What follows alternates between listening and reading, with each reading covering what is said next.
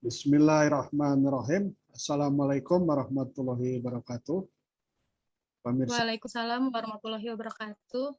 pemirsa dimanapun berada, pada video kali ini Saudari Philadelphia, ya, mahasiswa semester 4 ya, teknik industri, ya, akan memaparkan mengenai perencanaan ya, kaitannya dengan organisasi dan manajemen perusahaan industri. Ya.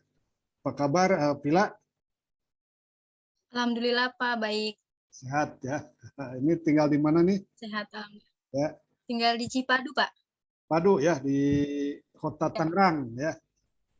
Iya betul. Asli orang situ ya? Aslinya Jawa Pak.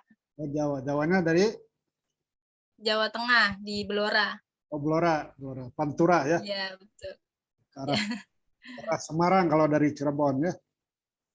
Iya betul. Ya silakan Saudari Pila untuk memaparkan mengenai perencanaan ya. Silakan. Baik, saya mulai. Assalamualaikum warahmatullahi wabarakatuh.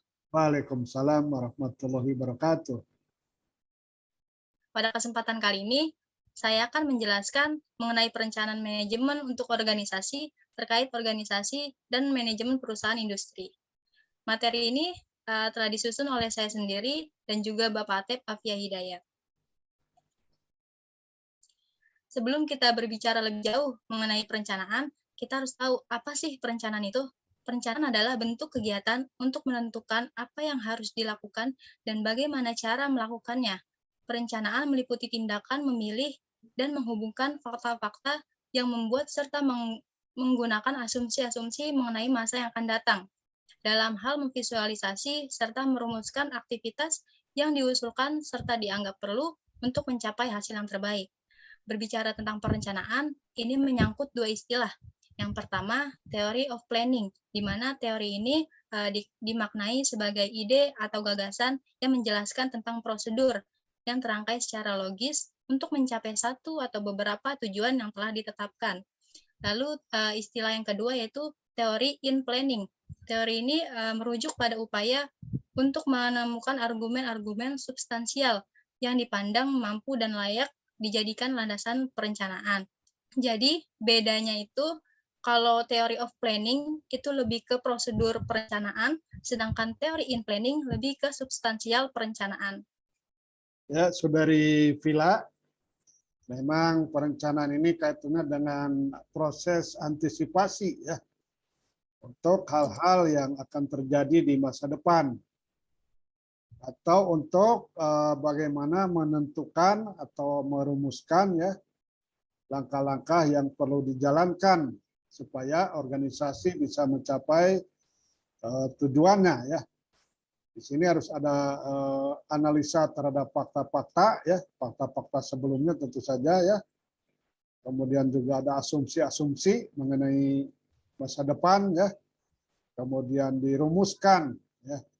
Misalnya dalam bentuk aktivitas apa yang kemudian diusulkan ya, dan ini nanti akan diambil keputusan mengenai hal-hal apa yang akan dilakukan di masa depan supaya perusahaan atau organisasi apapun mencapai tujuannya, visi dan misinya tercapai. Kira-kira begitulah inti dari perencanaan. Silakan dilanjutkan. Baik, selanjutnya, setelah kita mengetahui apa sih itu perencanaan, di sini perencanaan itu memiliki fungsi. Di sini ada 4 fungsi. Yang pertama, perencanaan sebagai pengarah. Perencanaan akan menghasilkan upaya untuk meraih sesuatu dengan cara yang lebih terkoordinasi. Lalu yang kedua, fungsinya perencanaan sebagai minimalisasi ketidakpastian. Dengan adanya perencanaan, diharapkan ketidakpastian yang mungkin akan terjadi di masa depan dapat diantisipasi jauh-jauh hari. Lalu yang ketiga, perencanaan sebagai minimalisasi pemborosan sumber daya. Jika perencanaan dilakukan dengan baik, maka sumber daya yang diperlukan, cara bagaimana penggunaan sumber dayanya, dan untuk penggunaan apa saja sumber dayanya dipersiapkan sebelum kegiatan dijalankan. Lalu yang terakhir, perencanaan sebagai penetapan standar dalam pengawasan kualitas. Perencanaan berfungsi sebagai penetapan standar kualitas yang harus dicapai oleh perusahaan dan diawasi pelaksanaannya dalam fungsi pengawasan manajemen. Organisasi atau perusahaan berusaha untuk membandingkan tujuan yang ditetapkan dengan keadaan di lapangan, lalu akan mengevaluasi kegiatan yang telah dikerjakan sehingga dapat diambil keputusan terhadap tindakan apa yang harus diambil. Ya, memang perencanaan itu orientasinya hasil ya. Hasil yang lebih baik, hasil yang lebih tinggi, hasil yang lebih di sini disebutkan terkoordinasi ya. Jadi ini merupakan serangkaian upaya ya untuk mencapai prestasi yang lebih baik dengan sumber daya yang ada di masa kini. Ya. Kemudian juga menyangkut ketidakpastian. Jadi memang setiap organisasi menghadapi ketidakpastian sangat ditentukan oleh pengaruh internal dan eksternal ya. Pengaruh di dalam negeri, pengaruh di dalam suatu daerah ya atau pengaruh di luar negeri ya. Seperti terjadinya perang Rusia dan Ukraina jelas akan berpengaruh kepada setiap organisasi termasuk perusahaan industri misalnya ya. Ini bagaimana nih ketidakpastian ini dihadapi? Tentu saja harus ada perencanaan yang berubah ya, merubah perencanaan, merubah strategi ya, dan sebagainya. Kemudian pemborosan sumber daya. Ini kalau kita menjalani kehidupan misalnya tanpa rencana, jelas sumber daya waktu itu akan boros ya. Sumber daya dana, keuangan akan boros. Seperti kita bepergian ke suatu tempat, berwisata misalnya tanpa perencanaan, maka akan terjadi pemborosan ya. Jadi dana keluar tidak semestinya karena akibat tidak ada perencanaan ya, biaya buat makan berapa, buat penginapan berapa, buat transportasi berapa, begitu pula di dalam perusahaan ya, khususnya di dalam industri misalnya harus ada perencanaan di bidang produksi, di bidang marketing, di bidang SDM, keuangan dan sebagainya.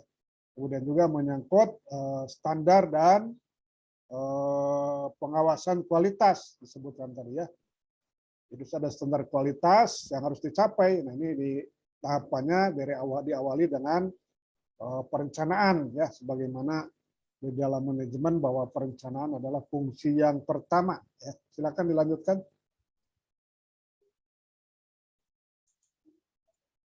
Baik, selanjutnya di sini ada arti penting dari perencanaan. Apa saja sih arti pentingnya?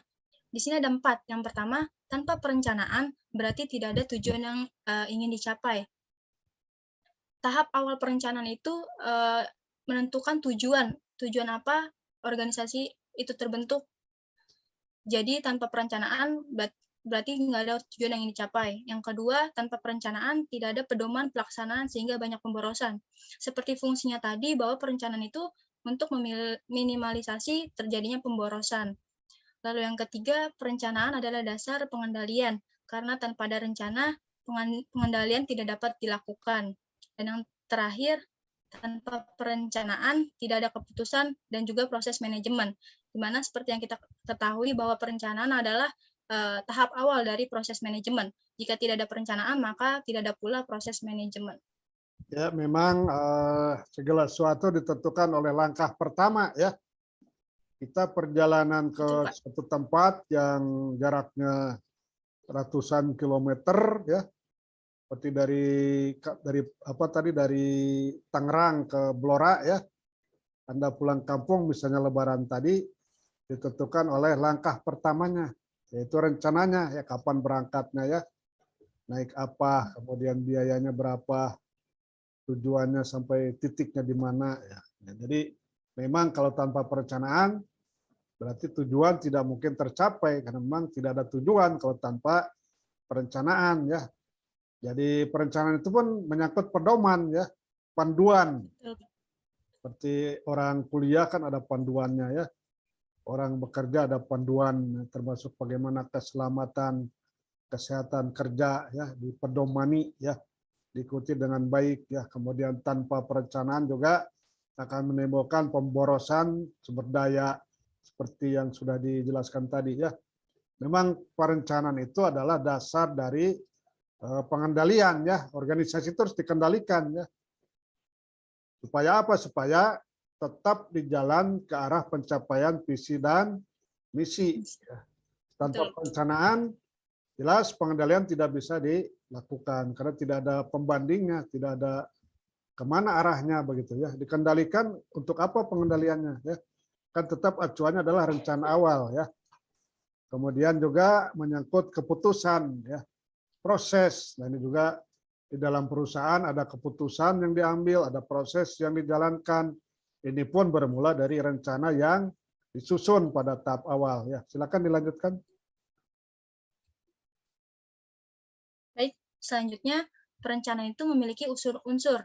Di sini unsur-unsurnya itu 5W, 1H, yaitu what, who, when, where, why, dan how. What di sini artinya siapa. What di sini artinya apa.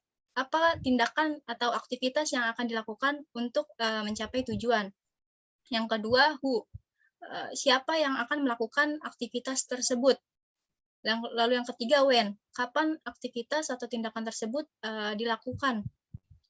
Harus diatur jadwalnya, kapan memulainya, dan juga kapan kegiatan tersebut selesai. Lalu yang keempat itu where, di mana kegiatan tersebut dijalankan. Lokasinya, sarananya, fasilitasnya harus dijelaskan. Lalu yang kelima itu why. Kenapa aktivitas itu dipilih untuk mencapai tujuan. Lalu yang terakhir, how, bagaimana aktivitas itu dijalankan. Harus diberi kejelasan mengenai teknik, metode, dan sistem pengerjaan dari kegiatan tersebut. Ya, memang Saudari Vila ya, jadi 5W1H ini sebagai unsur perencanaan sangat penting ya.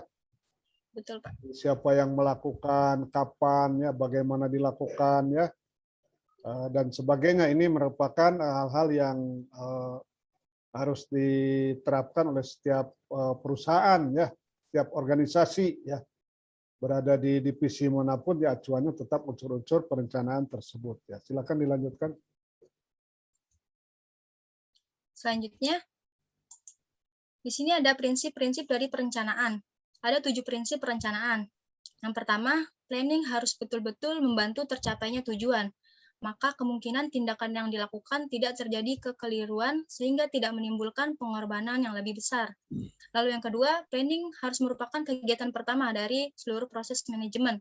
Seperti yang tadi saya katakan bahwa perencanaan merupakan tahap awal yang harus dilakukan dalam proses manajemen.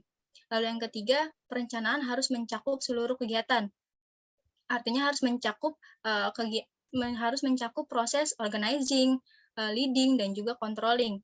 Lalu yang keempat, terdapat alternatif baik menyangkut bahan, waktu, tenaga kerja, biaya, dan sebagainya.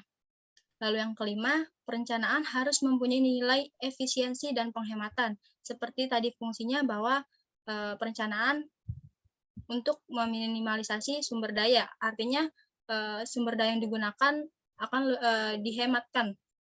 Lalu yang keenam, perencanaan harus mudah disempurnakan, diperbaiki, disesuaikan dengan situasi dan kondisi yang sewaktu-waktu berubah.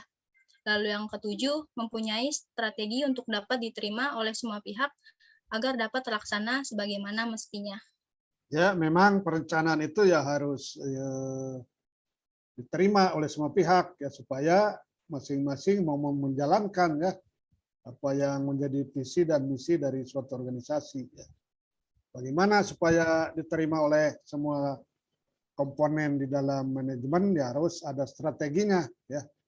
Paling tidak harus ada sosialisasi ya. Harus ada apa namanya semacam pelatihan mungkin ya menyangkut perencanaan ya. Kemudian juga memang perencanaan itu harus dapat disempurnakan, diperbaiki terus-menerus ya, adaptasi terhadap situasi yang terjadi. Jadi perencanaan itu harus fleksibel, tidak kaku ya, bisa diperbaiki, disesuaikan dengan kondisi-kondisi tertentu yang memang karena ada pengaruh baik internal maupun eksternal ya. Kemudian perencanaan memang harus memiliki nilai efisiensi dan efektivitas, ya, termasuk penghematan. Melalui perencanaan memang bisa menghemat dari anggaran misalnya, ya, hingga tidak menimbulkan pemborosan sumber daya. Kemudian menyangkut bahan, waktu, tenaga kerja, biaya, dan sebagainya memang itu pun termasuk dalam perencanaan. Perencanaan mengenai tenaga kerja bagaimana, ya, mengenai bahan bagaimana, mengenai termasuk produksi, ya, direncanakan, ya. Kemudian kegiatan seluruhnya harus direncanakan, jelas, ya. Seluruh aspek di dalam organisasi, seluruh kegiatan di dalam organisasi harus melalui perencanaan. Kemudian jelas perencanaan itu langkah pertama dari proses manajemen, ya. Jadi diawali dengan rencana dulu. Bikin rencana dulu. Tapi tidak boleh hanya sebatas rencana. Ini harus dieksekusi menjadi tindakan, ya. Sehingga nanti ada pengaktualisasian, ya. Tindakannya seperti apa, ya. Kemudian ada pengorganisasian, ada pengontrolan, bagaimana diawasi, dikendalikan, ya. Silakan dilanjutkan. Baik, selanjutnya perencanaan itu memiliki persyaratan. Di sini ada 5 persyaratan. Yang pertama, faktual dan realistis. Faktual dan realistis ini artinya harus nyata dan sesuai dengan kondisi dari organisasi atau perusahaan. Lalu yang kedua, itu logis dan rasional, di mana perencanaan harus dibuat dengan masuk akal, sehingga dapat dilakukan dengan baik. Lalu yang ketiga, fleksibel. Perencanaan harus dibuat sefleksibel mungkin, menyesuaikan keadaan lingkungan dan perubahan-perubahan yang terjadi. Lalu yang keempat, komitmen, di mana perencanaan harus bisa melahirkan komitmen antara anggota organisasi agar mau bekerja sama untuk mencapai tujuan yang telah ditetapkan. Lalu yang kelima, komprehensif, di mana perencanaan harus mencakup seluruh aspek-aspek dari organisasi, baik secara langsung maupun tidak langsung. Ya, cukup jelas, ya, Saudari Pila. Memang di sini ada persyaratan perencanaan, ya, faktual, ya, harus realistis, ya, harus nyata, ya. Tidak boleh halu, halu, istilah halu muncul, ya. Tidak boleh mengada-ngada, jadi harus kekinian begitu, ya. Kemudian logis, memang tidak boleh ilogis. Istilah lain apa itu ilogis? Jadi sesuatu yang tidak rasional, irasional, ya. Memang perencanaan itu harus logis, rasional, ya. Jadi terukur, ya. Kemudian tidak boleh kaku atau fleksibel, ya. Rencana apapun kalau kaku sulit dijalankan, pasti akan membingungkan pelaksananya, ya. Kemudian komitmen harus punya integritas terhadap apa yang direncanakan, harus punya kejujuran untuk menjalankannya dengan baik, amanah, ya, komitmen, ya. Kemudian komprehensif, ya, harus menyeluruh, ya, tidak boleh parsial, tidak boleh per bagian-bagian. Memang ada rencana itu, harus ada rencana induk, ya, rencana keseluruhan, terus ada rencana induk, nah, yang menyeluruh, ya, yang secara keseluruhan organisasi itu ada rencana-rencana induknya. Ya, silakan dilanjutkan. Baik, selanjutnya di sini adalah hal yang harus dilakukan agar perencanaan kerja bisa efektif. Ada 6 hal yang harus dilakukan. Yang pertama, perencanaan tertulis. Perencanaan yang dibuat hendaknya dituangkan ke dalam tulisan, agar anggota-anggota organisasi bisa tahu apa saja yang boleh dilakukan dan apa saja yang tidak boleh dilakukan. Dengan perencanaan tertulis ini, kita juga bisa menandai mana kegiatan yang sudah selesai dan mana yang belum selesai. Lalu yang kedua, menentukan goal. Menentukan goal atau tujuan ini akan membantu kita dalam menentukan urutan atau langkah-langkah yang harus diambil dalam mencapai tujuan.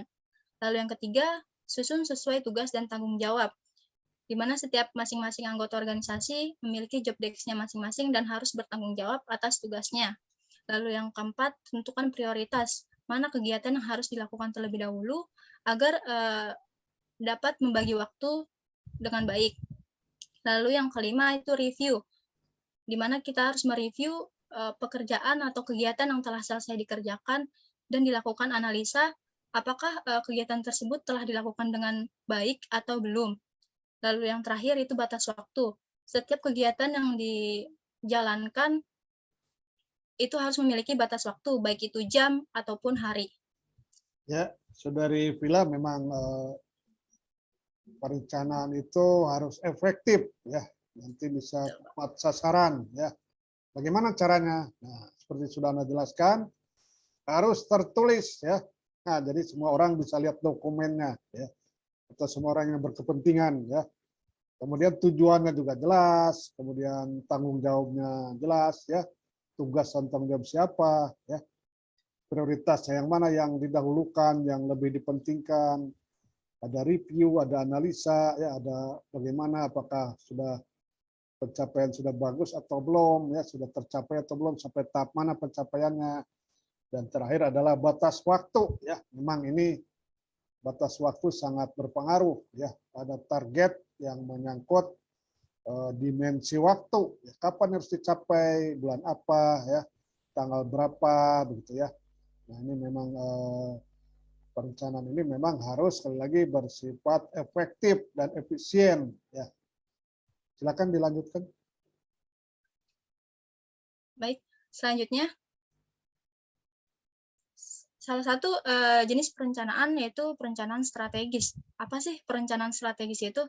Perencanaan strategis merupakan rencana jangka panjang yang bersifat menyeluruh, memberikan rumusan arah organisasi atau perusahaan dan prosedur pengalokasian sumber daya untuk mencapai tujuan selama jangka waktu tertentu dalam berbagai kemungkinan keadaan lingkungan. Secara lebih ringkasnya, perencanaan strategis merupakan proses perencanaan jangka panjang yang disusun dan digunakan untuk menentukan dan mencapai tujuan organisasi. Ya, memang Saudari Vila ya, bahwa perencanaan strategis itu ya ini mengedepankan di sini kata strategi ya. Ini strategi ini diambil dari tentang ilmu perang militer ya, pada zaman dahulu, pada zaman mungkin kerajaan Romawi ya, Athena begitu ya, ada jenderal-jenderal yang biasa berperang dan menerapkan strategi tertentu ya, ini pada masa perang waktu itu ya. Kemudian istilah strategi ini lebih lanjut diambil alih oleh masa pada keadaan damai ya, dan pada akhirnya muncul di berbagai kepentingan ya, di bidang ekonomi, misalnya strategi ekonomi ya, strategi perdagangan, strategi ekspor ya. Kemudian di bidang-bidang lain juga sama, istilah strategi ini makin meluas pemakaiannya ya. Yang intinya adalah bagaimana setiap rencana ya untuk bisa mencapai tujuannya dengan sumber daya yang dimiliki ya. Baik itu menyangkut jangka panjang, sini ada jangka menengah, jangka pendek ya. Strategi lebih kepada jangka panjang secara keseluruhan, bagaimana organisasi mencapai tujuan ya. Silakan dilanjutkan. Baik, selanjutnya di sini ada langkah-langkah perencanaan strategis. Di sini ada 9 langkah. Yang pertama, penentuan tujuan. Tujuan ini terkait visi dan juga misi. Visi adalah tujuan utama atau tujuan umum dari organisasi. Lalu misi adalah upaya atau langkah-langkah umum untuk mencapai si visi tersebut. Lalu yang kedua, pengembangan profil perusahaan atau organisasi, di mana di sini mengidentifikasi tujuan, struktur, kualitas dan juga kuantitas dari sumber daya yang ada. Lalu yang ketiga, analisa lingkungan eksternal. Analisa lingkungan eksternal ini bertujuan untuk mengetahui apa saja perubahan yang terjadi di lingkungan. Lalu yang keempat, analisa internal perusahaan, di mana kita harus mengidentifikasi apa saja kekuatan dan juga kelemahan dari organisasi. Lalu yang kelima, identifikasi kesempatan dan ancaman strategi. Lalu yang keenam, pembuatan keputusan strategi, mencangkup identifikasi, penilaian, dan pemilihan berbagai alternatif strategi. Lalu yang ketujuh, pengembangan strategi perusahaan. Pengembangan strategi perusahaan ini artinya ditentukan sasaran jangka panjangnya dan juga sasaran jangka pendeknya. Lalu yang kedelapan, implementasi strategi. Lalu yang ke-9, peninjauan kembali dan evaluasi. Peninjauan kembali dan evaluasi ini dilakukan agar kita bisa tahu kegiatan sudah dilakukan dengan benar atau belum. Dan memang di sini terdapat langkah-langkah ya yang harus dilaksanakan ketika menyusun perencanaan strategis, dimulai dari membuat visi dan misi ya dari suatu organisasi, kemudian mengembangkan profil ya, bagaimana profil dari organisasi ya, kemudian analisa lingkungan eksternal seperti apa, lingkungan sekitar dari organisasi tersebut ya, baik menyangkut misalnya tingkat kabupaten, bila organisasi ada di kabupaten, tingkat provinsi, nasional ya, bahkan eksternal itu menyangkut lingkungan global ya. Kemudian internal perusahaan seperti apa, kekuatannya, kelemahannya ya. Makanya nanti dibuatkan analisis SWOT ya, untuk melihat bagaimana potensi di internal perusahaan untuk lebih dapat bersaing ya. Kemudian bagaimana menyangkut ancaman strategi ya, kemudian kesempatan dan sebagainya ya. Ini bagian dari analisa SWOT ya. Kemudian bagaimana keputusan strategi diambil ya. Kemudian identifikasi ya, kemudian penilaian alternatif strategi. Nah, jadi ada berbagai alternatif ya. Sama ketika seorang jenderal tempur sedang menyusun strategi perang, maka ada alternatif. Ini penyerangan lewat mana nih? Ya, pasukan yang dikerahkan berapa banyak kekuatannya? Kemudian dari divisi mana? Apakah dari kavaleri atau dari infanteri misalnya dan sebagainya ya. Kemudian pengembangan strategi perusahaan, organisasi ya. Jelas ini merupakan bagian penting dari perencanaan strategi ya. Bagaimana mengembangkan strategi perusahaan ke depan.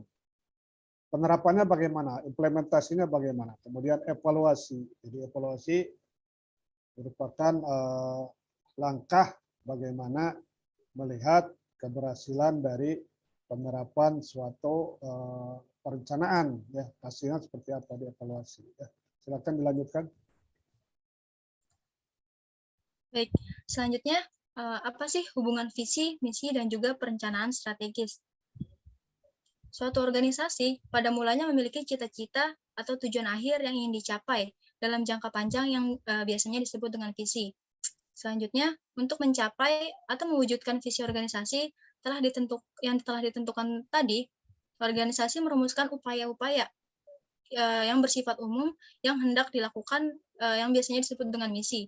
Kemudian, untuk mewujudkan misi ini, organisasi membuat atau merumuskan upaya khusus yang dirasa paling efektif dan efisien untuk mencapai cita-cita organisasi tersebut, yang biasa disebut perencanaan strategis. Dengan demikian, perencanaan strategis ini digunakan untuk menentukan dan mewujudkan visi dan juga misi organisasi dan membagi sumber daya yang ada yang diperlukan untuk mencapainya. Ya, Saudari Vila, memang visi itu adalah cita-cita ya, tujuan akhir dalam jangka panjang. Jadi setiap organisasi punya visi ya. Cita-citanya apa nih ya, dari para pendirinya ya. Nah, kemudian tujuan akhirnya apa nih dari organisasi ini. Makanya visi itu harus diperinci juga. Ada berapa visi, kemudian misi.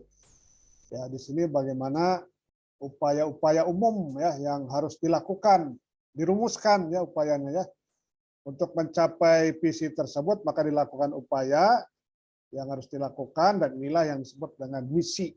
Jadi visi misi itu penting termasuk bagi kehidupan umat manusia. Visi misinya apa di alam dunia ini ya. Jadi antara lain mencapai kebaikan hidup di dunia dan di akhirat. Jadi akhirat terus menjadi visi. Dan di dalam perusahaan itu apa visi misinya, dalam organisasi apa ya. Silakan dilanjutkan.